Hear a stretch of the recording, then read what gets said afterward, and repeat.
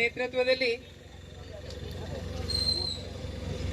ಕೆಲವು ದಿನಗಳ ಹಿಂದೆ ಗ್ರಾಮ ಪಂಚಾಯತ್ಗಳ ಎದುರು ಬಿಜೆಪಿ ನೇತೃತ್ವದಲ್ಲಿ ನಡೆದಂತ ಸುಳ್ಳು ಪ್ರತಿಭಟನೆಯ ವಿರುದ್ಧವಾಗಿ ಒಂದು ಸತ್ಯ ಅನಾವರಣ, ಸತ್ಯಮೇವ ಜಯತೆ ಎನ್ನುವಂತ ಒಂದು ಪ್ರತಿಭಟನಾ ಕಾರ್ಯಕ್ರಮವನ್ನು ಜಿಲ್ಲಾ ಕಾಂಗ್ರೆಸ್ನ ನಿರ್ದೇಶನದಂತೆ ಪ್ರತಿ ಗ್ರಾಮ ಪಂಚಾಯತ್ನ ಎದುರಲ್ಲಿ ಹಮ್ಮಿಕೊಳ್ತಾ ಇದ್ದೇವೆ. ಆ ಪ್ರಯುಕ್ತ ಈಗಾಗಲೇ ಬ್ರಹ್ಮಾವರ ಬ್ಲಾಕಿನ 4 ಗ್ರಾಮ ಪಂಚಾಯತ್ಗಳಲ್ಲಿ ಕೆಲವು ದಿನಗಳ ಹಿಂದೆ 2-3 ದಿನಗಳ ಹಿಂದೆ ಪ್ರತಿಭಟನೆ ನಡೆದಿದ್ದು, ಇದೀಗ ಬೆಳಿಗ್ಗೆ ಕೆಮ್ಮಣ್ಣು, ತದನಂತರ ಕಲ್ಯಾಣಪುರ, ಅದರ ನಂತರ ಉಪ್ಪೂರು ಹಾಗೂ ಹಾವಂಜೆ ಈ 4 ಗ್ರಾಮ ಪಂಚಾಯತ್ಗಳಲ್ಲಿ ಇವತ್ತು ಈ ಪ್ರತಿಭಟನೆ ನಡೀಲಿಕ್ಕಿದೆ. ಮುಖ್ಯವಾಗಿ ಈ ಪ್ರತಿಭಟನೆಯ ನಮ್ಮ ಉದ್ದೇಶ, ಈ ಪ್ರತಿಭಟನೆಯಲ್ಲಿ ಸತ್ಯವನ್ನು ಅನಾವರಣ ಮಾಡುವುದು. ಬಿಜೆಪಿಯವರು ಬಹುಶಃ ಯಾವತ್ತೂ ಸುಳ್ಳು ಹೇಳುವುದರಲ್ಲಿ ನಿಸ್ಸೀಮರು. ಮೊನ್ನೆ ನಡೆದ ಪ್ರತಿಭಟನೆಯಲ್ಲಿ ನಮ್ಮ ಗ್ರಾಮ ಪಂಚಾಯತಿಯಲ್ಲಿ ಬಹುಶಃ ಅಷ್ಟು ನಡೆದಿರ್ಲಿಕ್ಕಿಲ್ಲ, ಆದ್ರೆ ಕೆಲವೊಂದು ಭಾಗಗಳಲ್ಲಿ ನಿಮ್ಮ ಪೆನ್ಷನ್ ಕ್ಯಾನ್ಸಲ್ ಆಗುತ್ತೆ, ನಿಮ್ಗೆ ಬರುವ ಸಂಧ್ಯಾ ಸುರಕ್ಷಾ ಕಾಂಗ್ರೆಸ್ ಕ್ಯಾನ್ಸಲ್ ಮಾಡ್ತದೆ, ನೀವು ಬನ್ನಿ ಪ್ರತಿಭಟನೆಗೆ ಅಂದ್ಕೊಂಡು ಎಷ್ಟೋ ಪಾಪದವರನ್ನು ಕರೆದು ಅಲ್ಲಿ ಪ್ರತಿಭಟನೆಗೆ ಅವರನ್ನು ಜೊತೆ ಸೇರಿಸಿಕೊಂಡಿದ್ದಾರೆ. ಮಾತ್ರ ಅಲ್ಲ, ಸುಮಾರಷ್ಟು ವಿಚಾರಗಳ ಬಗ್ಗೆ ಸುಳ್ಳು ವಿಷಯವನ್ನು ಜನರ ಮುಂದಿಟ್ಟಿದ್ದಾರೆ. ಆ ಪ್ರಯುಕ್ತ ಅವರು ಹೇಳಿದ್ದು ಸುಳ್ಳು, ಅದರ ಸತ್ಯಾಂಶ ಏನಿದೆ ಅನ್ನುವಂಥದ್ದನ್ನು ಇವತ್ತು ಜನತೆಗೆ ತಿಳಿಸ್ಲಿಕ್ಕೋಸ್ಕರ ಬಿಜೆಪಿ ಪಕ್ಷ ನಮಗೆ ಒಂದು ಅವಕಾಶ ಕಲ್ಪಿಸಿಕೊಟ್ಟಿದೆ. ಆ ನಿಟ್ಟಿನಲ್ಲಿ ನಾವು ಇವತ್ತು ಈ ಒಂದು ಭಾಗದಲ್ಲಿ ಪ್ರತಿಭಟನೆಯನ್ನು ಮಾಡ್ತಾ ಇದ್ದೇವೆ. ಒಂದು ವಿಚಾರವನ್ನು ಈ ಸಂದರ್ಭದಲ್ಲಿ, ಉಳಿದ ಎಲ್ಲ ವಿಚಾರಗಳು ನಮ್ಮ ನಾಯಕರು ಮಾತಾಡ್ಲಿಕ್ಕಿದ್ದಾರೆ. ಒಂದು ವಿಷಯವನ್ನು ಮಾತ್ರ ನಾನು ಈ ಸಂದರ್ಭದಲ್ಲಿ ಉಲ್ಲೇಖ ಮಾಡ್ತೇನೆ. ಬಹುಶಃ ಶಾಸಕರು ಮತ್ತು ಬಿಜೆಪಿಯ ಶಾಸಕರು ಯಾವತ್ತೂ ಒಂದು ಮಾತನ್ನು ಹೇಳ್ತಾರೆ, ನಮ್ಗೆ ಅಭಿವೃದ್ಧಿಗೆ ಹಣ ಕೊಡ್ತಾ ಇಲ್ಲ. ನನ್ನ ಪ್ರಶ್ನೆ ನಮ್ಮ ಶಾಸಕರಿಗೆ ಮತ್ತು ಬಿಜೆಪಿಯ ನಾಯಕರುಗಳಿಗೆ, ಏನು ಕಳೆದ 2 ವರ್ಷಗಳಿಂದ ಕಾಂಗ್ರೆಸ್ ಸರ್ಕಾರ ಅಧಿಕಾರಕ್ಕೆ ಬಂದ ಮೇಲೆ ಈ 5 ಪಂಚ ಗ್ಯಾರಂಟಿಗಳ ಮೂಲಕ ಏನು ಜನರಿಗೆ ಅನುದಾನ ಕೊಡ್ತಾ ಇದ್ದಾರೆ, ಅದು ಅಭಿವೃದ್ಧಿ ಅಲ್ಲವೇ? ಬಹುಶಃ ನಾನೀಗ ಒಂದು ಗ್ರಾಮ ಪಂಚಾಯತ್ನ ವಿಚಾರ ತಕೊಂಡ್ರೆ ಇದೆ, ಕೆಮ್ಮಣ್ಣು ಗ್ರಾಮ ಪಂಚಾಯತ್ನ ವಿಚಾರ ತಕೊಂಡ್ರೆ 2200 ಚಿಲ್ಲರೆ ಕುಟುಂಬಗಳಿದೆ. ನಾವು 2000 ಮನೆಗಳಿಗೆ ಅನುದಾನ, ಈ ಒಂದು ಸವಲತ್ತು ಬರ್ತದೆ ಅಂತ ಎನಿಸ್ಕೊಳ್ಳೋಣ. ಒಂದು ತಿಂಗಳಿಗೆ ಅವರಿಗೆ 4000 ಸಿಗುತ್ತೆ ಅಂತ ತಿಳ್ಕೊಳ್ಳೋಣ. 2000 ಸಿಗುತ್ತೆ. ನಿಮ್ಮ ಗೃಹ ಲಕ್ಷ್ಮಿಯಲ್ಲಿ, ಗೃಹ ಜ್ಯೋತಿಯಲ್ಲಿ ಹಣ ಸಿಗುತ್ತೆ, ಕೆಲವರಿಗೆ ಯುವ ನಿಧಿಯಲ್ಲಿ ಹಣ ಸಿಗುತ್ತೆ, ಕೆಲವರಿಗೆ ಅನ್ನಭಾಗ್ಯದಲ್ಲಿ ಸಿಗುತ್ತೆ, ಕೆಲವರು ಬಸ್ ಮೂಲಕ ಸಂಚರಿಸ್ತಾರೆ. ಈ ರೀತಿ ನಾವು 5 ರಿಂದ 6000 ಸಿಗುತ್ತೆ, 4000 ಅಂತ ತಿಳ್ಕೊಂಡ್ರು ಕೂಡ 2 ವರ್ಷದಲ್ಲಿ ಒಂದು ಗ್ರಾಮ ಪಂಚಾಯತ್ ವ್ಯಾಪ್ತಿಗೆ 20 ಕೋಟಿಗಿಂತ ಹೆಚ್ಚು ಅನುದಾನ ಪ್ರತಿ ಮನೆಗಳಿಗೆ ಬರ್ತದೆ. ಈ ಹಣ ಅಭಿವೃದ್ಧಿ ಅಲ್ವೇ? ಇದನ್ನ ನಾವು ಪ್ರಶ್ನಿಸಬೇಕಾಗಿದೆ. ಯಾಕಂದ್ರೆ ಇಷ್ಟು ಹಣ ಇದು ಒಬ್ಬೊಬ್ಬರ ಅಥವಾ ಒಂದು ರಸ್ತೆ ಮಾಡಿ ಅದರ ಒಂದು ಅಷ್ಟು ಪರ್ಸೆಂಟೇಜ್ ಒಬ್ಬೊಬ್ಬರು ನಾಯಕರ ಕಿಸಿ ಸೇರುವುದಕ್ಕಿಂತ ಇಷ್ಟು ಜನ ಮನೆಗಳಿಗೆ ಬಹುಶಃ ಈ ಹಣ ಬರುವಂತದ್ದು, ಅಷ್ಟು ಕುಟುಂಬಗಳಿಗೆ ಹಣ ಸಿಗುವಂತದ್ದು, ಇದು ನಿಜವಾಗಿ ಒಂದು ದೊಡ್ಡ ಅಭಿವೃದ್ಧಿ ಅಂತ ಹೇಳಿಕ್ಕೆ ನಾನು ಈ ಸಂದರ್ಭದಲ್ಲಿ ಹೇಳಿಕ್ಕೆ ಇಷ್ಟಪಡ್ತೇನೆ. ಮಾತ್ರವಲ್ಲ, ಇದನ್ನು ಜನ ತುಂಬಾ ಇಷ್ಟಪಡ್ತಾರೆ. ನಮ್ಮ ಮಹಿಳೆಯರು, ನಮ್ಮ ಕುಟುಂಬ ಕಷ್ಟದಲ್ಲಿರುವವರು ಯಾವಾಗ ಹಣ ಬರ್ತದೆ ಅಂತ ಕಾದು ನಿಂತಿದ್ದಾರೆ. ಯಾಕಂದ್ರೆ ಆ ಹಣದಲ್ಲಿ ಅವರ ತುಂಬಾ ಕೆಲಸಗಳಾಗತ್ತೆ. ಆ ಹಣ ಬಂದ್ರೆ ನಾನು ಈ ರೀತಿ ಇಲ್ಲಿಗೆ ಪಾವತಿ ಮಾಡಬೇಕು, ಇದನ್ನು ತರಬೇಕು ಅಂತ ಲೆಕ್ಕಾಚಾರ ಮಾಡಿಕೊಂಡು ಅವರ ವ್ಯವಸ್ಥೆಯಲ್ಲಿರುವಾಗ ಈ ಬಿಜೆಪಿಗರಿಗೆ ಇದು ಯಾವಾಗ ಬಂದ್ ಮಾಡಬೇಕು, ಈ ಗ್ಯಾರಂಟಿ ಯೋಜನೆಗಳು ಕ್ಲೋಸ್ ಆಗ್ಬೇಕು ಅನ್ನುವಂತ ಉದ್ದೇಶ ಇದ್ದದ್ರಿಂದ ಅವರು ಈ ರೀತಿಯ ಪಿತೂರಿಯನ್ನು ನಡೆಸಿದ್ದಾರೆ. ಮತ್ತೆ ಏನು ಇಲ್ಲಿ ತನಿಖೆಗಳಾಗತ್ತೆ ನಮ್ಮ ಪೆನ್ಷನ್ ನ ಬಗ್ಗೆ, ಬಹುಶಃ ಅದು ಇನ್ಕಮ್ ಟ್ಯಾಕ್ಸ್ ಕಟ್ಟುವವರು, ಇದು ಬಂದದ್ದು ಆದೇಶ ನಮ್ಮ ಅವಧಿಯಲ್ಲಿ ಅಲ್ಲ, ಇದು ಬಂದಂತ ಆದೇಶ ಬಿಜೆಪಿ ಸರ್ಕಾರ ಇರುವಂತ ಅವಧಿಯಲ್ಲಿ ಬಂದಂತ ಆದೇಶ. ಅದರಲ್ಲಿ ಶ್ರೀಮಂತರಿದ್ರೆ ಅದರ ಪರಿಶೀಲನೆ ವರದಿಯನ್ನು ತರಿಸಿಕೊಂಡಿದ್ದಾರೆ. ಮಾತ್ರ ಬಿಟ್ರೆ ಯಾರ ಪೆನ್ಷನ್ ಹಣವೂ ಕ್ಯಾನ್ಸಲ್ ಆಗುವುದಿಲ್ಲ ಎಂಬ ವಿಚಾರವನ್ನು ಹೇಳ್ತಾ, ನಮ್ಮ ಇದೇ ಭಾಗದಲ್ಲಿ, ನಮ್ಮ ಕರಾವಳಿಯಲ್ಲಿ, ಇದೇ ನಮ್ಮ ಅಧ್ಯಕ್ಷರ ಭಾಗದಲ್ಲಿ ನಮ್ಮ ಕಡಲ್ ಕೊರೆತದಿಂದ ಕಳೆದ ವರ್ಷ ತುಂಬಾ ಸಮಸ್ಯೆ ಆದಾಗ 1 ಕೋಟಿ ಅನುದಾನವನ್ನು ಸಚಿವರು ಮಂಜೂರು ಮಾಡಿದ್ದಾರೆ. ನಾನೇ ಆ ಅರ್ಜಿಯನ್ನು ತಗೊಂಡೋದವಳು. 1 ಕೋಟಿಯನ್ನು ಮಂಜೂರು ಮಾಡಿದ್ದು ಅವರು ಆಗ್ಲೇ ಬರೆದಿದ್ರು. ಆದ್ರೆ ಇದೇ ಶಾಸಕರು ಅದರ 50 ಲಕ್ಷವನ್ನು ಇನ್ನೊಂದು ಭಾಗಕ್ಕೆ ತಗೊಂಡೋಗಿ ಅಲ್ಲಿ ಮಾಡಿಕೊಂಡು ಬಹುಶಃ ಕೆಲಸ ಮಾಡುವಾಗ ತನ್ನ ಒಬ್ಬನದೇ ಫೋಟೋ ಹಾಕೊಂಡು ಅವರು ಈ ಕೆಲಸವನ್ನು ಆರಂಭಿಸಿದ್ದಾರೆ. ಬಹುಶಃ ಸಚಿವರ ಫೋಟೋನೂ ಇಲ್ಲ, ಸರ್ಕಾರದ ಯಾರ ಫೋಟೋನೂ ಇಲ್ಲ. ಇದು ಅಭಿವೃದ್ಧಿ ಅಲ್ವಾ ಅಂದ್ಕೊಂಡು ನಾವು ಶಾಸಕರಿಗೆ ಕೇಳಬೇಕಾಗಿದೆ. 1 ಕೋಟಿ ಇದು ಬಂದ ಅನುದಾನ, ಇದು ಅಭಿವೃದ್ಧಿ ಅಲ್ವೇ? ಸಂತಕಟ್ಟಿಯಿಂದ ಬರುವ ರಸ್ತೆ ಅಭಿವೃದ್ಧಿ ಆಯ್ತು, ಕೆಲಸ ಆಯ್ತು, ಅಗಲೀಕರಣ ಆಯ್ತು, ಇದು ಸರ್ಕಾರದಿಂದ ಬಂದ ಹಣ ಅಲ್ವೇ? ಇದು ಅಭಿವೃದ್ಧಿ ಅಲ್ವೇ? ಸೊ ಇದನ್ನು ನಾವು ಅವರಿಗೆ ನೆನಪಿಸ್ಲಿಕ್ಕೆ ಮುಂದೆ ಹೋಗ್ತಾ ಈ ಒಂದು ಪ್ರತಿಭಟನೆಯಲ್ಲಿ ಹಿರಿಯ ಕಿರಿಯ ಬಂಧುಗಳೇ, ಬಹುಶಃ ತಮಗೆ ಗೊತ್ತಿರ್ಬೋದು ಈ ದೇಶದಲ್ಲಿ ಏನೆಲ್ಲ ನಡೀತಾ ಇದೆ, ಹಿಂದೆ ಹೇಗಿತ್ತು, ಈಗ ಹೇಗಿದೆ, ಮುಂದೆ ಹೇಗೆ ಆಗ್ತದೆ ಅನ್ನುವಂಥ ಆಲೋಚನೆ ಸಹ ತಮಗೆಲ್ಲ ಇರ್ಬೋದು. ಈ ದೇಶದಲ್ಲಿ ಬಹುಶಃ ಗ್ರಾಮೀಣ ಭಾಗದಲ್ಲಿ ವಿಶೇಷವಾಗಿ ಬಡವರು, ಮಧ್ಯಮ ವರ್ಗದವರು ಆ ಜನರ ಕಷ್ಟವನ್ನು ನೋಡಿಯೇ 1972ರಲ್ಲಿ ದಿವಂಗತ ಇಂದಿರಾ ಗಾಂಧೀಜಿಯವರು ಆ ಒಂದು ಕಾರ್ಯಕ್ರಮವನ್ನು ರೂಪಿಸಿದ್ರು. ಅನೇಕ ಕಾರ್ಯಕ್ರಮಗಳ ಮೂಲಕ ಒಂದೇ ಅಲ್ಲ, 20 ಅಂಶ ಇಂದಿರಾ ಗಾಂಧೀಜಿಯವರು 20 ಅಂಶ ಕಾರ್ಯಕ್ರಮ ಅಂತ ಹೇಳಿದ್ರೆ ಗ್ರಾಮೀಣ ಭಾಗದ ಬಡ ಜನರ ಉದ್ಧಾರಕ್ಕಾಗಿಯೇ ಮಾಡಿದಂಥ ಕಾರ್ಯಕ್ರಮ. ಈ ಏನು ಅವರು ಕಾರ್ಯಕ್ರಮ ಮಾಡಿದ್ರು ಸಹ, ಜನರ ಅಭಿವೃದ್ಧಿ ಆಗ್ತಾ ಬಂದ್ರು ಸಹ ಈ ಬಿಜೆಪಿಯವರು ಇಲ್ಲ ಅದು ಮಾಡಬಾರ್ದು, ಅವ್ರು ಮೇಲ್ಬಾರ್ಬಾರ್ದು, ಬಡವರು ಅಲ್ಲೇ ಇರಬೇಕು ಅನ್ನುವಂಥ ಒಂದು ನಿಲುವನ್ನು ತಳೆದಂತ ಒಂದು ಉದಾಹರಣೆಗಳು ನಮ್ಮಲ್ಲಿ ಅನೇಕ ಇವೆ. ಬಹುಶಃ ತಾವು ನೋಡಿರ್ಬೋದು, ಅನೇಕ ವಿಚಾರಗಳಲ್ಲಿ ಕಾಂಗ್ರೆಸ್ ಪಕ್ಷದ ಆ ಕಾಂಗ್ರೆಸ್ ಸರ್ಕಾರದ ಯೋಜನೆ ಬಿಟ್ಟು ಬಿಜೆಪಿ ಅವರು ಮಾಡಿದ ಹೊಸ ಯೋಜನೆ ಒಂದೆರಡು ತೋರಿಸ್ಲಿ. ಪ್ರತಿ ಗ್ರಾಮ ಪಂಚಾಯತಿಗೆ ಎಷ್ಟೆಷ್ಟು ಮನೆ ಬರ್ತಾ ಇತ್ತು, ಎಷ್ಟೆಷ್ಟು ನಿವೇಶನ ಕೊಡ್ತಾ ಇತ್ತು, ಅದೆಲ್ಲವನ್ನ ರದ್ದು ಮಾಡಿ ಇವತ್ತು ಜನರು ಕಾಟಾಚಾರದ ಜಾತಿ ಧರ್ಮದ ಹೆಸರಲ್ಲಿ ಅವರ ತಲೆಯನ್ನು ತಿರ್ಸುವಂತ ಕೆಲಸ ಮಾಡ್ತಾ ಇದ್ದಾರೆ. ಬಿಟ್ರೆ ಅಭಿವೃದ್ಧಿ ಹೋದ್ರೆ ಯಾವುದೇ ಅಭಿವೃದ್ಧಿ ಬಿಜೆಪಿಯವರು ತೋರುವುದಿಲ್ಲ. ಏನು ಅಭಿವೃದ್ಧಿ ಮಾಡಿದ್ದಾರೆ ಹೇಳಿ? ಈಗ ಪ್ರತಿ ಮನೆಗೂ ಸಹ ಸರ್ಕಾರದಿಂದ ಈಗ 5,000 ರೂಪಾಯಿ ಹತ್ರ ಸಿಗ್ತದೆ. ಅದು ಆ ನಿಯತ್ತು ನಮ್ಮ ಜನರಲ್ಲಿ ಇರಬೇಕು. ಗ್ರಾಮೀಣ ಭಾಗದ ಜನರಲ್ಲಿ ಬಹುಶಃ ಇಲ್ಲ, ನಮಗೆ ಕಾಂಗ್ರೆಸ್ ಪಕ್ಷವೇ ನಮಗೆ ಧೈರ್ಯ ಕೊಟ್ಟದ್ದು, ಬದುಕಲಿಕ್ಕೆ ಅವಕಾಶ ಮಾಡಿ ಕೊಟ್ಟದ್ದನ್ನು ಭಾವನೆ ಬೆಳೆದ್ರೆ ಖಂಡಿತ ಕಾಂಗ್ರೆಸ್ ಪಕ್ಷ ಇನ್ನಷ್ಟು ಹೆಚ್ಚು ಕೆಲಸವನ್ನ, ಇನ್ನಷ್ಟು ಜನರ ಕಷ್ಟಗಳಿಗೆ ಸ್ಪಂದಿಸುವಂತ ಕೆಲಸವನ್ನು ಮಾಡ್ಲಿಕ್ಕೆ ಸಾಧ್ಯ ಇದೆ. ಆದ್ರೆ ನಮ್ಮ ಜನ ಅದನ್ನು ಮಾಡ್ಲಿಕ್ಕೆ ಹೋಗುದಿಲ್ಲ. ಕಾಂಗ್ರೆಸ್ ಪಕ್ಷದ ಎಲ್ಲ ಸವಲತ್ತುಗಳನ್ನು ತಗೊಂಡು ಓಟ್ ಬಂದ ಕೂಡಲೇ ನಾವು ಸ್ವಲ್ಪ ನಿಲ್ಲಿ, ಮೋದಿ ನೋಡು ಅವ ಏನು ಕೊಡ್ತಾನೆ ನೋಡು ಅಂತ ಹೋಗ್ತೇವೆ. ಇದು ತಪ್ಪು. ನಮಗೆ ನಾವೆಲ್ಲ ಒಗ್ಗಟ್ಟಿನಿಂದಿದ್ರೆ, ಕಾಂಗ್ರೆಸ್ ಪಕ್ಷವನ್ನು ಪ್ರಬಲವಾಗಿ ನಾವು ಬೆಂಬಲಿಸ್ತಾ ಬಂದದಿದ್ರೆ ಖಂಡಿತ ಇಲ್ಲಿ ನಿಮ್ಮ ಎಲ್ಲ ಕಷ್ಟಗಳನ್ನು ಪರಿಹರಿಸುವಂತಹ ವ್ಯವಸ್ಥೆಯನ್ನು ಮಾಡ್ಲಿಕ್ಕೆ ಸಾಧ್ಯ ಇದೆ. ಈಗ ನಮ್ಗೀಗ ಪ್ರಸಾದ್ ರಾಜ್ ಕಾಂಚನ್ರವರು ಇಲ್ಲಿ ನಮ್ಮ ನಾಯಕರಾಗಿ ಅಥವಾ ಕಾಂಗ್ರೆಸ್ ಪಕ್ಷದ ಒಂದು ಅಭ್ಯರ್ಥಿಯಾಗಿ ಇಲ್ಲಿ ನಿಂತವರು. ಬಹುಶಃ ಇವತ್ತು ಪ್ರತಿ ಗ್ರಾಮದಲ್ಲಿಯೂ ಸಹ ಸಂಘಟನೆಯನ್ನು ಬಲಪಡಿಸಬೇಕು, ಸಂಘಟನೆಯ ಮೂಲಕ ಜನರ ಕಷ್ಟವನ್ನು ಪರಿಹರಿಸಬೇಕು ಅನ್ನೋ ದೃಷ್ಟಿಯಲ್ಲಿ ಇವತ್ತು ಅನೇಕ ಕಾರ್ಯಕ್ರಮಗಳನ್ನು ಹಮ್ಮಿಕೊಂಡಿದ್ದಾರೆ. ಅದಕ್ಕೆ ನಿಮ್ಮೆಲ್ಲರ ಸಹಕಾರ ಇದ್ರೆ ಮಾತ್ರ ಸಾಧ್ಯ ಆಗ್ತದೆ. ಇವತ್ತು ಬಿಜೆಪಿಯವರು ಬೇರೆ ಬೇರೆ ಥರದ ಅಪಪ್ರಚಾರ ಮಾಡ್ತಾರೆ. ಸಂಧ್ಯಾ ಸುರಕ್ಷಾ, ವಿಧವಾ ವೇತನ, ಅಂಗವಿಕಲ ವೇತನ ಎಲ್ಲವನ್ನು ರದ್ದು ಮಾಡ್ತಾರೆ ಅಂತೇಳಿ. ಇಲ್ಲ, ರದ್ದು ಮಾಡುವುದಿಲ್ಲ. ಇದರಲ್ಲಿ ಕೆಲವು ಲೋಪದೋಷ ಆಗಿದೆ. ಬಿಜೆಪಿ ಸರ್ಕಾರದ ಅವಧಿಯಲ್ಲೇ ಆದದ್ದಿರ್ಬೋದು. ಫಾರಿನ್ನಲ್ಲಿ 2-3 ಜನ ಇದ್ರು ಸಹ ಅವ್ರಿಗೆ BPL ಕಾರ್ಡ್ ಇದೆ. ಲಕ್ಷಾಂತರ ರೂಪಾಯಿ ಇನ್ಕಮ್ ಟ್ಯಾಕ್ಸ್ ಕಟ್ಟಿದವರಿಗೂ ಸಹ BPL ಕಾರ್ಡ್ ಇದೆ. ಆ ದೂರು ಬಂದ ಹಿನ್ನೆಲೆಯಲ್ಲಿ ಅದನ್ನ ಪರಿಶೀಲಿಸಿ ಅಂತ ಸರ್ಕಾರ ಹೇಳಿದೆ. ಬಿಟ್ರೆ ಅದು ಹೇಳಿದ್ದು ಸಹ ನಮ್ಮ ಸರ್ಕಾರ ಅಲ್ಲ, ಹಿಂದಿನ ಸರ್ಕಾರದವರು ಹೇಳಿದ್ರು. ಅದನ್ನ ಪರಿಶೀಲಿಸಲಿಕ್ಕೆ ಹೇಳಿದ್ದಾರೆ ಹೊರತು ರದ್ದು ಮಾಡುವಂತ ಯಾವುದೇ ಪ್ರಕ್ರಿಯೆ ಇಲ್ಲ. ಜನರು ಹೆದರುವಂತ ಅವಶ್ಯಕತೆ ಇಲ್ಲ. ಮತ್ತೆ ಕೆಲವೊಮ್ಮೆ 2-3 ತಿಂಗಳಿಗೊಂದ್ಸರಿ ತಮಗೆ ಈ ಗೃಹಲಕ್ಷ್ಮಿ, ಭಾಗ್ಯಲಕ್ಷ್ಮಿ ಹಣ ಬರ್ತದೆ, ಪೆನ್ಷನ್ ಹಣ ಎಲ್ಲ. ಆಗ ಇಲ್ಲ, ಹೋಯ್ತು, ಇನ್ನು ಕೊಡುವುದಿಲ್ಲ ಅವರು ಅನ್ನುವಂತ ಅಪಪ್ರಚಾರ ಶುರು ಮಾಡ್ತಾರೆ. ಇದು ಮೊದಲಿಂದ ನಡೆದು ಬಂದಂತ ವ್ಯವಸ್ಥೆ. ಸರ್ಕಾರ ದಿವಸ ಜನರಿಂದ ಕಲೆಕ್ಟ್ ಮಾಡಿದಂತ ತೆರಿಗೆ ಹಣದಿಂದ ಈ ಯೋಜನೆಗಳಿಗೆ ಹಣವನ್ನು ಹಾಕ್ತಾ ಹೋಗ್ತಾರೆ. ಅದು ಪ್ರತಿ ತಿಂಗಳು ಇನ್ಕಮ್ ಬರ್ತದೆ, ಖರ್ಚಾಗ್ತದೆ. 2-3 ತಿಂಗಳಾದ್ಕೊಳ್ಳೆ ರದ್ದಾಗ್ತದೆ ಅನ್ನೋಂಥ ಪ್ರಶ್ನೆ ಬರುವುದಿಲ್ಲ. ಈ ಹಣವನ್ನ 52,000 ಕೋಟಿ ಏನು ವರ್ಷದ ಪ್ರಥಮದಲ್ಲಿ ಬಜೆಟ್ ಮಾಡುವಾಗ ಏನು ಸರ್ಕಾರ ನಿಗದಿ ಮಾಡ್ತದೆ, ಇಂಥ ಯೋಜನೆಗೆ ಇಷ್ಟು ಹಣ, ಅಷ್ಟು ಹಣವನ್ನು ಆ ವರ್ಷದಲ್ಲಿ ಖರ್ಚು ಮಾಡಲೇಬೇಕು. ಸರ್ಕಾರ ಅದನ್ನು ನಿಲ್ಲಿಸಲಿಕ್ಕೆ ಆಗುದೇ ಇಲ್ಲ. 52,000 ಕೋಟಿ ಇತ್ತು ನಿಗದಿ ಮಾಡಿದ್ದಾರೆ, ಅದು ರದ್ದಾಗ್ತದೆ ಅಂತ ಹೇಳಿದ್ರೆ ಈಗ ಯಾರೋ ತಲೆ ಇಲ್ದಿದ್ದವ್ರು ಹೇಳುವಂತ ಪ್ರಚಾರ. ಜನ ಅದನ್ನ ನಂಬ್ತಾರೆ. ಇರ್ಬೋದು, ಬಹುಶಃ ಬಿಜೆಪಿಯವರು ಹೇಳಿದ್ರು, ನಮ್ಮ ನಾಯಕರು ಹೇಳಿದ್ರು ರದ್ದಾಗಬಹುದು ಅಂತ ಹೇಳಿ. ಖಂಡಿತ ಇಲ್ಲ, ಅಂತ ಯಾವುದೇ ಪ್ರಕ್ರಿಯೆ ನಡೆಯುವುದಿಲ್ಲ. ಸುಳ್ಳು ಬಳ್ಳು ಹೇಳಿಕೊಂಡು ಜನರನ್ನ ದಾರಿ ತಪ್ಪಿಸುವಂತ ತಾವು ನೋಡಿದ್ರೆ ಇವತ್ತು ಜಾತಿ ಧರ್ಮದ ಹೆಸರಿನಲ್ಲಿ ನಾವೆಲ್ಲ ಇರ್ಲಿಲ್ವಾ? ಇಷ್ಟು ವರ್ಷ ನೆಮ್ಮದಿಯಿಂದ ಹಿಂದೂ, ಮುಸ್ಲಿಂ, ಕ್ರೈಸ್ತ, ಜೈನರು ಅಂತೇಳಿ ಬಹಳ ನೆಮ್ಮದಿಯಿಂದ ಜೀವನ ಮಾಡ್ಕೊಂಡಿದ್ದಂತ ಪರಿಸರಗಳು ಈ ಜಿಲ್ಲೆಗಳು. ಇಲ್ಲೆಲ್ಲ ಅಶಾಂತಿಯನ್ನ ಸೃಷ್ಟಿಸಿ ಒಬ್ಬರ ಮೇಲೆ ಒಬ್ಬರು ಬಿಡುವಂತ ಪಿತೂರಿಯನ್ನ ಮಾಡಿ ಇವತ್ತು ಅಶಾಂತಿ ಕಾರಣ ಆದಂತ ಬಿಜೆಪಿಯವರು, ಅವ್ರದ್ದು ಬೇರೆ ಏನೂ ಅಜೆಂಡಾ ಇಲ್ಲ. ಬಹುಶಃ ತಮಗೆ ಗೊತ್ತಿರ್ಬೋದು, ಬಿಜೆಪಿ ನಾಯಕರಾದಂತ ಗೋಲ್ವಾಲ್ಕರ್ ಅಂತೇಳಿ ಒಬ್ರು ಇದ್ರು, ಭಾರಿ ಸೀನಿಯರ್ ಬಿಜೆಪಿ ಲೀಡರ್ ಅವರು. ಅವರೊಂದು ಪುಸ್ತಕ ಬರೆದಿದ್ದಾರೆ. ಆ ಪುಸ್ತಕದಲ್ಲಿ ತಾವು ನಿಜವಾಗಿ ಕಾಂಗ್ರೆಸ್ ಪಕ್ಷ ಕಳೆದ ಬಾರಿ ಎಲ್ಲ ಪ್ರಿಂಟ್ ಮಾಡಿ ಎಲ್ರಿಗೂ ಕೊಟ್ಟಿದ್ದು, ಓದಿ ಅಂತೇಳಿ.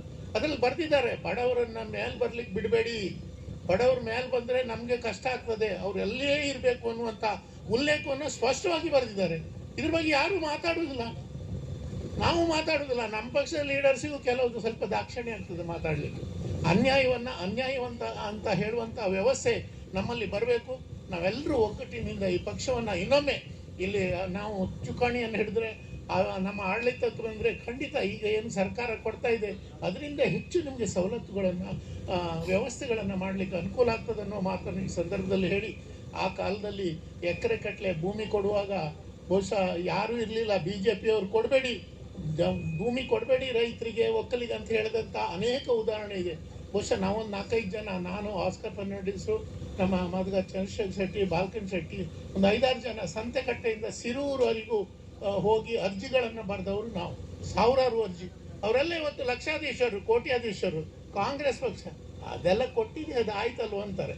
ನಮ್ಮ ಯುವಕರಿಗೆ ಗೊತ್ತಿಲ್ಲ ಕಾಂಗ್ರೆಸ್ ಪಕ್ಷ ಏನು ಕೊಟ್ಟಿದೆ ಅನ್ನುವಂಥ ವಿಚಾರವೇ ಗೊತ್ತಿಲ್ಲ. ಹಾಗಾಗಿ ಇವತ್ತು ಲಕ್ಷಾಂತರ ಜನರಿಗೆ ಸ್ವಂತ ಮನೆ, ಸ್ವಂತ ನಿವೇಶನ, ಆ ಮಕ್ಕಳಿಗೆ ವಿದ್ಯಾಭ್ಯಾಸಕ್ಕೆ ನಮ್ಮ ಮಾಜಿ ಮುಖ್ಯಮಂತ್ರಿಗಳಾಗಿದ್ದಂಥ ವೀರಪ್ಪ ಮೊಯ್ಲಿ ಕಾಲದಲ್ಲಿ CET ಅಂತೇಳಿ ಮಾಡಿ, CET ಮಾಡುವ ಮೊದಲು ಗೊತ್ತಿದ್ರು ನೀವು ಗ್ರಾಮದಲ್ಲಿ ಯಾರಾದರೂ ಇಂಜಿನಿಯರ್ ಡಾಕ್ಟರ್ ಆಗ್ತಿದ್ರಾ? ಶ್ರೀಮಂತರಾಗ್ತಿದ್ರು. ಬಡವರು ಯಾರಾದರೂ ಆದದ್ದು ಉದಾಹರಣೆ ಇದೆಯಾ? ಇವತ್ತು ಪ್ರತಿ ಮನೆಯಲ್ಲಿ ಒಬ್ಬ ಇಬ್ಬರು ಇಂಜಿನಿಯರ್ಸ್ ಇದ್ದಾರೆ. ಕಾರಣ ಯಾರು? BJPಯ, ಕಾಂಗ್ರೆಸ್? ಇದನ್ನೇ ನೀವು ನಮ್ಮ ಕಾರ್ಯಕರ್ತರು ಧೈರ್ಯವಾಗಿ ಜನರಿಗೆ ಹೇಳುವುದರ ಮೂಲಕ ಆ ಜನರಲ್ಲಿ ಕಾಂಗ್ರೆಸ್ಸಿನ ಬಗ್ಗೆ ಒಂದು ಒಳ್ಳೆಯ ಭಾವನೆಯನ್ನು ಉಂಟು ಮಾಡುವಂಥ ವ್ಯವಸ್ಥೆಯನ್ನು ಮಾಡಬೇಕು ಅನ್ನೋ ಮಾತನ್ನು ಈ ಸಂದರ್ಭದಲ್ಲಿ ಹೇಳಿ, BJPಯವರು ಮೊನ್ನೆ ಪ್ರತಿ ಪಂಚಾಯತ್ ಮಟ್ಟದಲ್ಲಿ ಸುಳ್ಳುಗಳನ್ನು ಹೇಳಿಕೊಂಡು ಬೇರೆ ಬೇರೆ ಥರದ ಅಪಪ್ರಚಾರ ಮಾಡಿದ್ರಿಂದ ಕಾಂಗ್ರೆಸ್ ಪಕ್ಷ ಅದಕ್ಕೆ ಸತ್ಯ ದರ್ಶನ ಮಾಡಲೇಬೇಕಾಗಿದೆ. ಆ ದೃಷ್ಟಿಯಲ್ಲಿ ಪ್ರಸಾದ್ ರಾಜ್ ಕಾಂಚನ ನೇತೃತ್ವದಲ್ಲಿ ಈ ಕಾರ್ಯಕ್ರಮವನ್ನು ನಾವು ಮಾಡ್ತಾ ಇದ್ದೇವೆ. ನಿಮ್ಮೆಲ್ಲರೂ ಮುಂದಿನ ದಿವಸಗಳಲ್ಲಿ ಒಗ್ಗಟ್ಟಿನಿಂದ ಯಾರು ಯಾವುದೇ ಪ್ರಚಾರ ಮಾಡಲಿ, ನೀವು 10 ಮನೆಗೆ ಹೇಳಿದರೆ ಸಾಕಾಗ್ತದೆ. ಇಲ್ಲ, ಕಾಂಗ್ರೆಸ್ ಪಕ್ಷ ತಪ್ಪು ಮಾಡಲಿಲ್ಲ, ಒಳ್ಳೆ ಜನರ ಪರವಾಗಿ ಕೆಲಸ ಮಾಡ್ತಾ ಇದೆ ಅನ್ನುವಂಥ ಮಾತನ್ನು ತಾವು ಹೇಳಬೇಕು ಅನ್ನೋ ಮಾತನ್ನು ಈ ಸಂದರ್ಭದಲ್ಲಿ ಕೇಳಿಕೊಂಡು ನಿಮ್ಗೆಲ್ಲರಿಗೂ ಶುಭವನ್ನು ಹಾರೈಸಿ ನನ್ನ ಮಾತನ್ನು ಮುಗಿಸ್ತಾ ಇದ್ದೇನೆ. ಜೈ ಹಿಂದ್. ಸೇರಿದಂಥ ತೋನ್ಸೆ ಗ್ರಾಮ ಪಂಚಾಯತ್ನ ಅಧ್ಯಕ್ಷರಾದ ಕುಸುಮನ್ ಅವರೇ, ನಮ್ಮ ಬ್ರಹ್ಮವರದ ಮಾಜಿ ಬ್ಲಾಕ್ ಅಧ್ಯಕ್ಷರು ಹಾಗೂ ಕಾಂಗ್ರೆಸ್ ಹಿರಿಯರಾದ ಭುಜಂಗ್ ಶೆಟ್ರೆ, ಬ್ರಹ್ಮವರ ಬ್ಲಾಕ್ ಕಾಂಗ್ರೆಸ್ನ ಅಧ್ಯಕ್ಷರಾದ ನನ್ನ ಮಿತ್ರರಾದ ರಾಘವೇಂದ್ರ ಶೆಟ್ರೆ, ನಮ್ಮ ಮಹಿಳಾ ನಾಯಕಿಯಾದ ವೆರೋನಿಕಾ ಕರ್ನೋಲಿಯಾ ಅವರೇ, ನಮ್ಮ ಜಿಲ್ಲೆಯ ಮಹಿಳಾ ಕಾಂಗ್ರೆಸ್ನ ಅಧ್ಯಕ್ಷೆಯಾದ ಜ್ಯೋತಿ ಹೆಬ್ಬಾರ್ ಅವರೇ, ಬ್ರಹ್ಮವರ ಬ್ಲಾಕ್ ಕಾಂಗ್ರೆಸ್ನ ಮಹಿಳಾ ಘಟಕದ ಅಧ್ಯಕ್ಷರಾದ ಅನಿತಾ ಪೂಜಾರಿ ಅವರೇ, ಇಲ್ಲಿ ಸೇರಿದಂಥ ಹಿರಿಯರಾದ ರಘುರಾಮ್ ಶೆಟ್ರೆ, ದಿನಕರ್ ಹೇರೂರ್ ಅವರೇ, ಸಾದಿಕ್ ಅವರೇ, ಪ್ರಖ್ಯಾತ್ ಶೆಟ್ರೆ ಸೇರಿದಂಥ ಎಲ್ಲ ಕಾಂಗ್ರೆಸ್ನ ಮುಖಂಡರೇ, ಕಾರ್ಯಕರ್ತರೇ, ಸಾಕಷ್ಟು ಬೇಸರದ ವಿಚಾರದಲ್ಲಿ ನಾವು ಈ ಪ್ರತಿಭಟನೆ ಮಾಡ್ತಾ ಇದ್ದೇವೆ. ನಮ್ಮ ಸಿದ್ದರಾಮಯ್ಯನವರ ಸರ್ಕಾರ ಕಳೆದ 2 ವರ್ಷದಿಂದ ಒಂದು ಸಮಗ್ರ ಆಡಳಿತ ನಮ್ಮ ಕರ್ನಾಟಕ ರಾಜ್ಯಕ್ಕೆ ಕೊಟ್ಟರು. ತಾವು ಬರುವ ಚುನಾವಣೆಯಲ್ಲಿ ಸೋಲ್ತೇವೆ ಅಂತ ಒಂದು ಗಮನದಲ್ಲಿ ಇಟ್ಟುಕೊಂಡು ಇಡೀ ಪಂಚಾಯತ್ನಾಗೆ ಹೋಗಿ ಜನರ ತಿಕ್ಕು ತಕ್ಕುವಂತ ತಪ್ಪಿಸುವಂತ ಕೆಲಸವನ್ನು ಮಾಡ್ತಾ ಇದ್ದಾರೆ BJPಯವರು.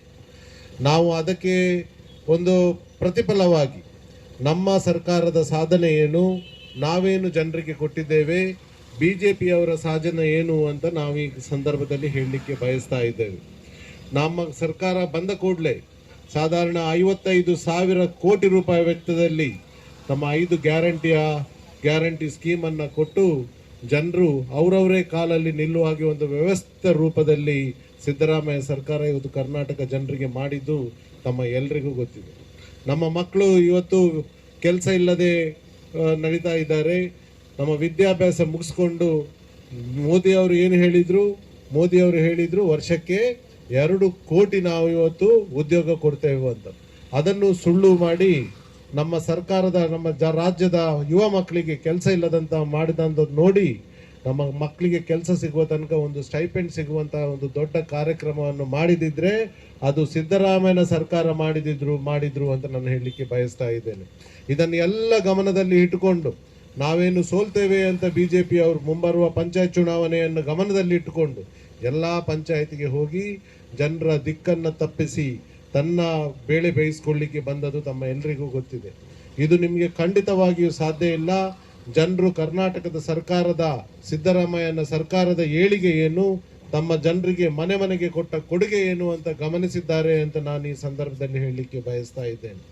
ನಮ್ಮ ಜನರು, ನಮ್ಮ ಪೋಷಕರು ಇಲ್ಲಿಯ ಅವರ ಜಾಗವನ್ನು ಅಡವು ಇಟ್ಟು ತಮ್ಮ ಮಕ್ಕಳನ್ನ ಇಂಜಿನಿಯರ್ ಮಾಡಿ, ತಮ್ಮ ಮಕ್ಕಳನ್ನ ಸೈಂಟಿಸ್ಟ್ ಮಾಡಿ ದೇಶದಲ್ಲೇ ಅತಿ ದೊಡ್ಡ ಟ್ಯಾಕ್ಸ್ ಕೊಡುವಂತ ಒಂದು ದೊಡ್ಡ ಸರ್ಕಾರ, ಒಂದು ದೊಡ್ಡ ರಾಜ್ಯ ಯಾವುದಿದೆ ಅಂದ್ರೆ ಅದು ಕರ್ನಾಟಕ ರಾಜ್ಯ ಆಗಿದೆ. ಅದು ಏಕೆ ಆಯ್ತಂದ್ರೆ ಇಲ್ಲಿ ಎಲ್ಲಾ ಮಕ್ಕಳು ನಮ್ಮ ಬೆಂಗಳೂರಿಗೆ ಹೋಗಿ ದೊಡ್ಡ ದೊಡ್ಡ ಹುದ್ದೆಯಲ್ಲಿಟ್ಟು ಆ ದೊಡ್ಡ ದೊಡ್ಡ ಹುದ್ದೆಯಿಂದ ಬರುವ ಇನ್ಕಮ್ನ ತಮ್ಮ ಪೋರ್ಷನ್ ಅನ್ನ ಟ್ಯಾಕ್ಸ್ ಕೊಟ್ಟದ್ರಿಂದ ಇವತ್ತು ಕರ್ನಾಟಕ ರಾಜ್ಯವೇ ದೇಶದಲ್ಲಿ 2ನೇ ಅತಿ ದೊಡ್ಡ ಟ್ಯಾಕ್ಸ್ ಕಲೆಕ್ಟ್ ಮಾಡುವಂತ ಒಂದು ರಾಜ್ಯ ಆಗಿದೆ ಅಂತ ಹೇಳಲಿಕ್ಕೆ ಬಯಸ್ತಾ ಇದ್ದೇನೆ. ನಾನು ಒಂದು ಮಾತು ಇವತ್ತು ನರೇಂದ್ರ ಮೋದಿ ಅವರಿಗೆ, ಒಂದು ಮಾತು ಇವತ್ತು ಯೋಗಿ ಆದಿತ್ಯನಾಥ್ನವರಿಗೆ, ಒಂದು ಮಾತು ಇವತ್ತು ನಿತೀಶ್ ಕುಮಾರ್ನವರಿಗೆ ಹೇಳಲಿಕ್ಕೆ ಬಯಸ್ತಾ ಇದ್ದೇನೆ. ನಮ್ಮ ರಾಜ್ಯದ ದುಡ್ಡು ತಗೊಂಡು ಹೋಗಿ ನೀವು ಯಾಕೆ ನಿಮ್ಮ ರಾಜ್ಯಕ್ಕೆ ಹಾಕೊಳ್ತಿದ್ದೀರಿ ಅಂತ. ಯಾಕೆ ನಿಮ್ಮ ರಾಜ್ಯದಲ್ಲಿ ಯುವ ಜನರನ್ನ ಏಳಿಗೆ ಮಾಡಲಿಕ್ಕೆ ನಿಮಗೆ ಚಾನ್ಸ್ ಕೊಡ್ಲಿಲ್ವಾ ಜನರು ಅಂತ ಕೇಳಲಿಕ್ಕೆ ಇಚ್ಛೆ ಪಡ್ತಾ ಇದ್ದೇನೆ. ಯಾಕೆ ನೀವು ನಿಮ್ಮ ಯುವ ಜನರನ್ನ ಇಂಜಿನಿಯರ್ ಮಾಡಲಿಲ್ಲ? ಯಾಕೆ ನಿಮ್ಮ ಯುವ ಜನತೆಯನ್ನು ನೀವು ಸೈಂಟಿಸ್ಟ್ ಮಾಡಲಿಲ್ಲ? ಯಾಕೆ ನಿಮ್ಮ ಯುವ ಜನತೆಗೆ ಉದ್ಯೋಗದ ಪ್ರೋತ್ಸಾಹ ಕೊಡಲಿಲ್ಲ ಅಂತ ನಾನು ಹೇಳಲಿಕ್ಕೆ ಬಯಸ್ತಾ ಇದ್ದೇನೆ. ನೀವು ಕರ್ನಾಟಕ ರಾಜ್ಯದಲ್ಲಿ ಏನು ನಮಗೆ ಇನ್ಕಮ್ ಬರ್ತದೆ, ಈ ಇನ್ಕಮ್ ಅನ್ನು ನೀವು ಬೇರೆ ರಾಜ್ಯಕ್ಕೆ ಕೊಟ್ಟು ಕರ್ನಾಟಕ ರಾಜ್ಯಕ್ಕೆ ಬರುವಂತ ಪರ್ಸೆಂಟೇಜ್ ಅನ್ನು ಕೂಡ ಹೊಡೆದು ನಮ್ಮ ರಾಜ್ಯ ದಿವಾಳಿಯಾಗಿದೆ ಅಂತ ಹೇಳಲಿಕ್ಕೆ ನಿಮಗೆ ಏನ್ ನ್ಯಾಯ ಇದೆ ಅಂತ ನಾನು ಕೇಳಲಿಕ್ಕೆ ಇವತ್ತು ಬಯಸ್ತಾ ಇದ್ದೇನೆ. ನಿಮ್ಗೆ ಏನಾದ್ರೂ ತಾಕತ್ತಿದ್ರೆ ಮುಂಬರುವ 5 ವರ್ಷದಲ್ಲಿ, ಈಗ ಏನು ಆದದ್ದು ಆಯ್ತು, ಮುಂಬರುವ 5 ವರ್ಷದಲ್ಲಿ ಸ್ಥಾಪಿಸಿ ನಿಮ್ಮ ರಾಜ್ಯದಲ್ಲಿ ಇಂಜಿನಿಯರಿಂಗ್ ಕಾಲೇಜ್, ಸ್ಥಾಪಿಸಿ ನಿಮ್ಮ ರಾಜ್ಯದಲ್ಲಿ IIT, ಸ್ಥಾಪಿಸಿ ನಿಮ್ಮ ರಾಜ್ಯದಲ್ಲಿ ಇಂಡಸ್ಟ್ರೀಸ್. ಯಾಕೆ ನೀವು ಮಾಡ್ತಾ ಇಲ್ಲ? ಸುಮ್ಮನೆ ಕೋಮು ಗಲಭೆ ಸೃಷ್ಟಿಸಿ ಜನರ ದಿಕ್ಕು ತಪ್ಪಿಸಿ ಅಧಿಕಾರವನ್ನು ಹಿಡ್ಕೊಳ್ಳುವಂತ ಕೆಲಸವನ್ನು ಮಾಡಿದ ನಿಮ್ಮ ಸರ್ಕಾರಕ್ಕೆ ಧಿಕ್ಕಾರ. ನೀವು ಈ ಸಂದರ್ಭದಲ್ಲಿ ಏನಾದ್ರೂ ನಿಮ್ಗೆ ಧೈರ್ಯ ಇದ್ರೆ ನಾವು ತೋನ್ಸೆ ಪಂಚಾಯತ್ನ ವಿಷಯದಲ್ಲಿ ನಾನು ನಮ್ಮ ಶಾಸಕರಿಗೆ ಹೇಳಲಿಕ್ಕೆ ಇವತ್ತು ಬಯಸ್ತಾ ಇದ್ದೇನೆ. ಇಲ್ಲಿ ತೋನ್ಸೆ ಕುದುರುವಂತ ಒಂದು ಪ್ಲೇಸ್ ಇದೆ, ಪಡುತೋನ್ಸೆಯಲ್ಲಿ ಕುದುರುವಂತ ಪ್ಲೇಸ್ ಒಂದು ಜಾಗ ಇದೆ. ಆ ಜಾಗಕ್ಕೆ ನನ್ನನ್ನು ವೆರೋನಿಕಾ ಮೇಡಮ್ ಮೊನ್ನೆ ಕರ್ಕೊಂಡು ಹೋಗಿದ್ರು 2 ತಿಂಗಳ ಮೊದಲು. ಆ ಸಮುದ್ರದ ನೀರು ಒಳಗೆ ಬಂದು ಆ ಜಾಗದಲ್ಲಿ ತುಂಬಿ ಜನರ ಸ್ಥಿತಿ ಒಂದು ಹೀನಾಯ ಸ್ಥಿತಿಗೆ ಹೋದದ್ದು ಈ ಶಾಸಕನಿಗೆ ಗೊತ್ತುಂಟಾ ಇಲ್ವಾ ಅಂತ ನಾನು ಕೇಳಲಿಕ್ಕೆ ಬಯಸ್ತಾ ಇದ್ದೇನೆ. ನಾವು ಅಲ್ಲಿ ನದಿಯ ದಂಡೆಗೆ ಕಟ್ಟಬೇಕು, ಅಲ್ಲಿ ನೀರು ಒಳಗೆ ಬರದಾಗೆ ಕೊಟ್ಟಬೇಕು, ಜನರ ಏಳಿಗೆಗೆ ನಾವು ಕೆಲಸ ಮಾಡ್ಬೇಕಂತ ನೀವು ಶಾಸಕನಿಗೆ ಗೊತ್ತಿಲ್ವಾ ಅಂತ ನಾನು ಇವತ್ತು ಕೇಳ್ತಾ ಇದ್ದೇನೆ. ಏನೇನೋ ಮಾಡಿ ನಮ್ಮ ಸ್ಪೀಕರ್ನ ಮೇಲೆ ಪೇಪರ್ ಎಸೆದು ಸಸ್ಪೆಂಡ್ ಆದಂತ ಶಾಸಕ ಯಾರಿದ್ರೆ ಅದು ಉಡುಪಿ ಶಾಸಕ ಅಂತ ನಾನು ಇವತ್ತು ಹೇಳಲಿಕ್ಕೆ ಬಯಸ್ತಾ ಇದ್ದೇನೆ. ಏಕೆ ನಿಮ್ಗೆ ಒಳ್ಳೆ ರೀತಿಯಲ್ಲಿ ನಿಮ್ಗೆ ಭಾವನೆಗಳನ್ನು ಬಿಹೇವಿಯರ್ ಮಾಡ್ಲಿಕ್ಕೆ ಗೊತ್ತಿಲ್ವಾ ವಿಧಾನಸೌಧದಲ್ಲಿ? ನೀವು ಅದರ ಮೇಲೆ ಹೇಳ್ತೀರಿ ನಮ್ಗೆ ನಿಮ್ಮ ಶಾಸಕನ ಉಡುಪಿಗೆ ನಾವು ಇವತ್ತು ಡೆವಲಪ್ಮೆಂಟ್ ಫಂಡ್ ಕೊಡ್ಲಿಲ್ಲ ಅಂತ. ಯಾಕೆ ಡೆವಲಪ್ಮೆಂಟ್ ನಾವು ಇವತ್ತು ಫಂಡ್ ಕೊಡ್ಲಿಲ್ಲ? 4 ಲಕ್ಷ ಕೋಟಿ ರೂಪಾಯಿಯ ಬಜೆಟ್ ಅನ್ನ ಇವತ್ತು ನಾವು ಸಿದ್ದರಾಮಯ್ಯ ಸರ್ಕಾರ ನಮ್ಮ ರಾಜ್ಯಕ್ಕೆ ಕೊಟ್ಟಿದೆ. ಅದೇ ಪ್ರತಿ ಕ್ಷೇತ್ರಕ್ಕೆ ನಿಮ್ಮ ಮಾತಿಗೆ ನಾನು ಪ್ರತಿ ಮಾತಾಗಿ ಹೇಳ್ತಿದ್ದೇನೆ. ಕಳೆದ ವಾರವೇ 50 ಕೋಟಿ ರೂಪಾಯಿಯನ್ನ ಪ್ರತಿ ಶಾಸಕನಿಗೆ ಸಿದ್ದರಾಮಯ್ಯ ಕೊಟ್ಟಿದ್ದಾರೆ. ಯಾಕೆ ನೀವು ಇಂಥ ಹಣವನ್ನ ನಿಮ್ಮ ಕ್ಷೇತ್ರಕ್ಕೆ ತರಲಿಕ್ಕೆ ನಿಮ್ಗೆ ಆಗ್ಲಿಲ್ಲ ಅಂತ ನಾನು ಕೇಳಲಿಕ್ಕೆ ಬಯಸ್ತಾ ಇದ್ದೇನೆ. ನಿಮ್ಗೆ ಪಡತೋನ್ಸೆಯ ಜನರು ಸಫರ್ ಆಗುದು ಗೊತ್ತಾಗುದಿಲ್ವಾ? ಕೆಮ್ಮಣ್ಣ ಜನರು ಸಫರ್ ಆಗುದು ಗೊತ್ತಾಗುದಿಲ್ವಾ? ಅಥವಾ ಕಲ್ಯಾಣಪುರದ ಜನರು ಸಫರ್ ಆಗುದು ಗೊತ್ತಾಗುದಿಲ್ವಾ ಅಂತ ಕೇಳ್ತಾ ಇದ್ದೇನೆ. ಬರೀ ವೆರೋನಿಕಾ ಕರ್ನಲಿಯ ಹೇಳಿದಾಗೆ ಪ್ರತಿ ರೋಡ್ ಅಲ್ಲಿ ನೀವು ನಿಮ್ಮ ವೈಯಕ್ತಿಕವಾದ ಫೋಟೋವನ್ನ ಹಾಕಿ ಶಾಸಕ ಮಾಡಿದ್ದು ಅಂತ ಹೇಳ್ತಾ ಇದ್ದೀರಿ. ನೀವು ಇವತ್ತು ಜನರಿಗೆ ಉತ್ತರ ಕೊಡ್ಬೇಕಾಗುತ್ತೆ.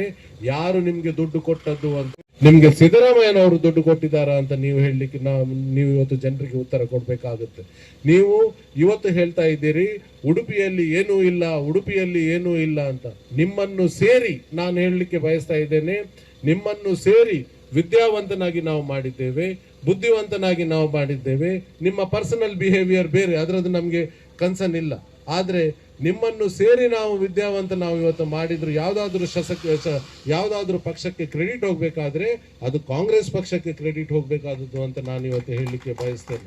ಸಮಗ್ರವಾದ ಉಡುಪಿ ಇಡೀ ಪ್ರಪಂಚದಲ್ಲಿ ನಾವು ಇವತ್ತು ಹೆಸರು ತಗೊಂಡಿದ್ದೇವೆ. ಇಡೀ ಪ್ರಪಂಚದಲ್ಲಿ ನಮ್ಮ ಮಕ್ಕಳು ದೊಡ್ಡ ದೊಡ್ಡ ಡಾಕ್ಟರ್ಸ್ ಆಗಿದ್ದಾರೆ, ನಮ್ಮ ಮಕ್ಕಳು ದೊಡ್ಡ ದೊಡ್ಡ ಬಿಸ್ನೆಸ್ ಮ್ಯಾನ್ ಆಗಿದ್ದಾರೆ, ನಮ್ಮ ಮಕ್ಕಳು ದೊಡ್ಡ ದೊಡ್ಡ ಸೈಂಟಿಸ್ಟ್ ಆಗಿದ್ದಾರೆ.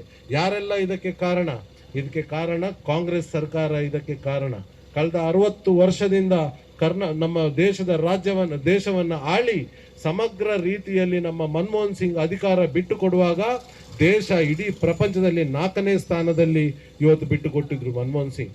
ದೇಶದಲ್ಲಿ ಒಂದು ಸೂಜಿ ಕೂಡ ಮ್ಯಾನುಫ್ಯಾಕ್ಚರ್ ಆಗ್ತಿರ್ಲಿಲ್ಲ ಸ್ವಾತಂತ್ರ್ಯ ಸಿಗುವಾಗ.